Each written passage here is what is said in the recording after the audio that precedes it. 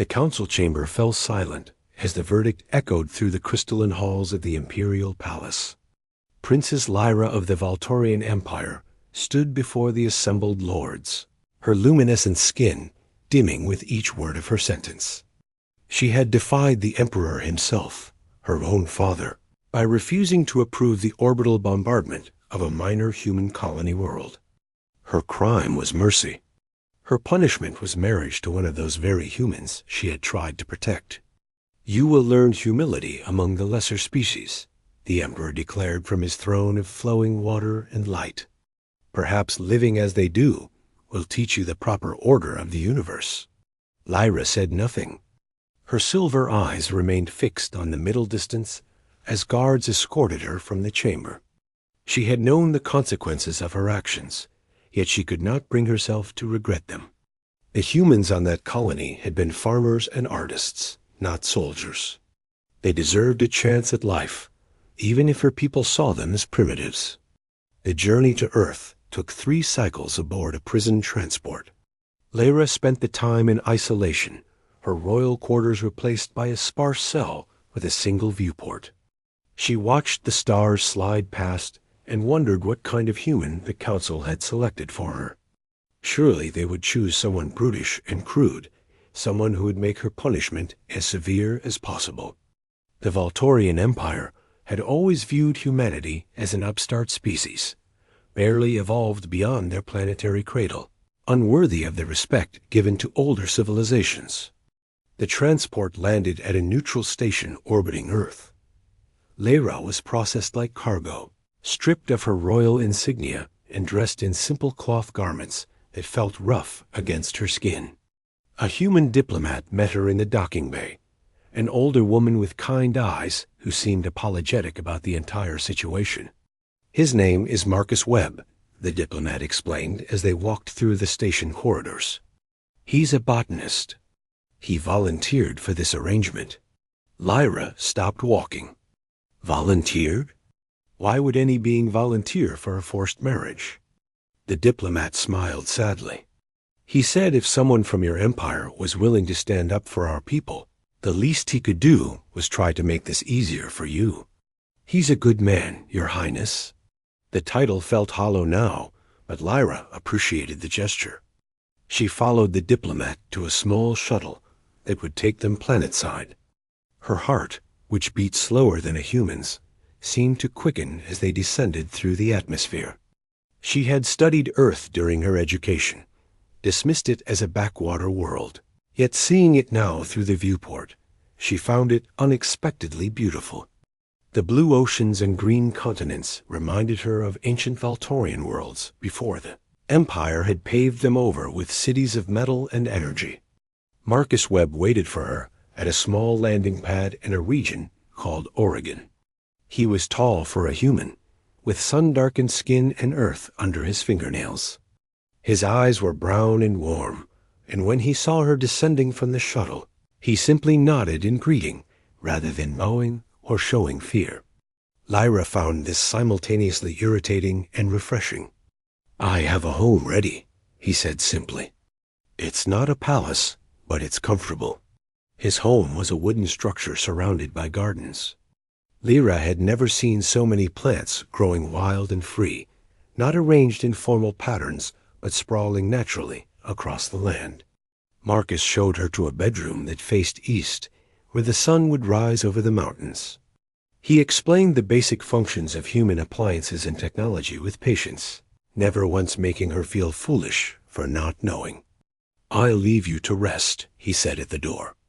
"There's no rush for anything. We can figure this out as we go." The first days were strange. Lyra expected demands or attempts to assert dominance, but Marcus simply lived his life and invited her to share in it if she wished. He spent his mornings in the gardens, afternoons in a small laboratory attached to the house, and evenings reading or listening to music. He offered to teach her about earth plants, but never insisted. He cooked meals for both of them, learning which foods her biology could safely process. Slowly, curiosity overcame Lyra's pride. She began joining him in the gardens, at first just observing, then asking questions. Marcus explained his work developing drought-resistant crops for regions affected by climate change. He showed her how to propagate seedlings and test soil composition. His hands moved with gentle certainty among the plants, and Lyra found herself watching those hands more than the vegetables. "Why did you really volunteer for this?" she asked him one evening as they sat on the porch, watching the sunset paint the sky orange and purple. Marcus considered the question carefully. "My sister lives on the colony you saved. She has 3 children. When I heard what you had done, what it cost you, I thought the least I could do was try to make your punishment less painful. You gave up everything for people you didn't know. That kind of courage deserves respect, not suffering." Lyra felt something shift in her chest. On Valtoria, sacrifice for the Empire was expected, but sacrifice for outsiders was seen as weakness. Yet Marcus spoke of it as strength. She realized that perhaps her people had misjudged humanity. They had conquered many worlds and absorbed many species, but they had forgotten how to see value in compassion. As weeks became months, Lyra discovered she was no longer counting the days until her sentence ended. She woke each morning eager to see what Marcus was working on. She learned to cook human foods, finding joy in the alchemy of combining ingredients. She began her own garden, mixing earth plants with seeds she had secretly brought from Valtoria, creating hybrid species that thrived in the Oregon soil. Marcus taught her to hike through the forests, to identify birds by their calls, to read the patterns of weather in the clouds. She taught him about Valtorian art and music, about the history of her people before they became conquerors. They stayed up late talking about philosophy and science, discovering that their minds worked differently but complemented each other perfectly. The night Lyra realized she had fallen in love, they were in the laboratory together, examining a new hybrid flower under magnification. Marcus was explaining the genetic markers that made the bloom possible, his voice excited and animated. She looked at his face, illuminated by the soft blue light of the microscope, and understood that she had found something her palace could never offer: genuine partnership. "I don't want to leave," she said suddenly. Marcus looked up from the microscope. "What?" "When my sentence ends. I don't want to return to Valtoria." She took a breath, her luminescent skin brightening with emotion.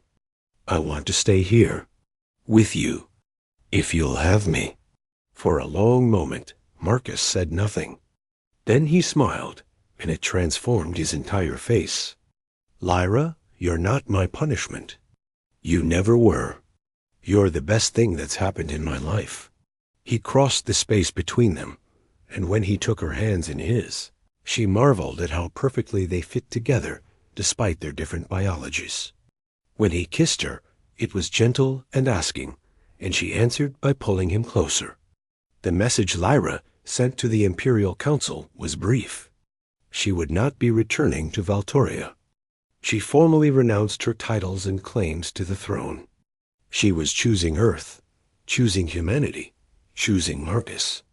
She expected rage, expected threats. Instead, after a long silence, a private message came from her father. "Perhaps you are right about the humans after all. Live well, daughter." Years passed. Lyra and Marcus built a life that blended their 2 worlds.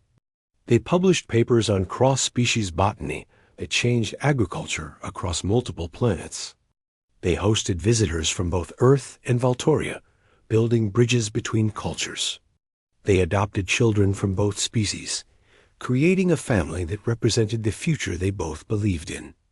On quiet evenings, Lyra would sit on their porch and watch the stars emerge above the mountains.